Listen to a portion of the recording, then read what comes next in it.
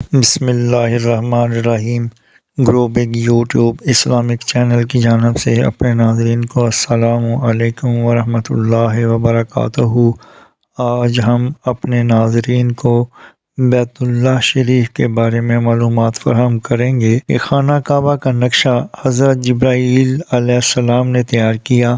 خانہ کعبہ میں حجر اسود مشرق کی سمت۔ خانہ کعبہ کا طواف حجر اسود سے شروع ہوتا ہے۔ خانہ کعبہ کی تعمیر میں حضرت ابراہیم علیہ السلام اور ان کے بیٹے حضرت اسماعیل علیہ السلام نے مل کر خانہ کعبہ کی بلندی 54 فٹ 8 انچ ہے۔ خانہ کعبہ کو تعمیر ہوئے تقریباً 4000 سال کا عرصہ ہو گیا ہے۔ خانہ کعبہ 5 پہاڑوں کے پتھروں سے تعمیر کیا گیا ہے۔ خانہ کعبہ کی چھت میں کل 80 قندیلیں ہیں۔ خانہ کعبہ کے غلاف کی لمبائی 54 میٹر ہے۔ اس کو ہر سال تبدیل کیا جاتا ہے۔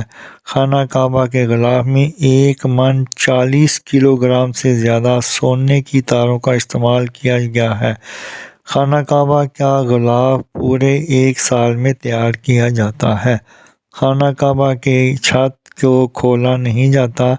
اس نئے غلاف کو پرانے غلاف پر چڑھا دیا جاتا ہے، پھر جدید مشینوں سے پرانے غلاف کو کاٹ دیا جاتا ہے۔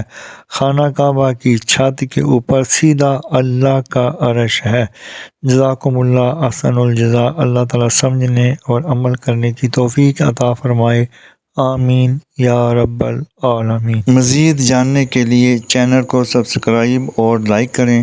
ویڈیو کو آخر تک سنیں تاکہ نئی آنے والی ویڈیو کا نوٹیفیکیشن آپ کو مل سکے۔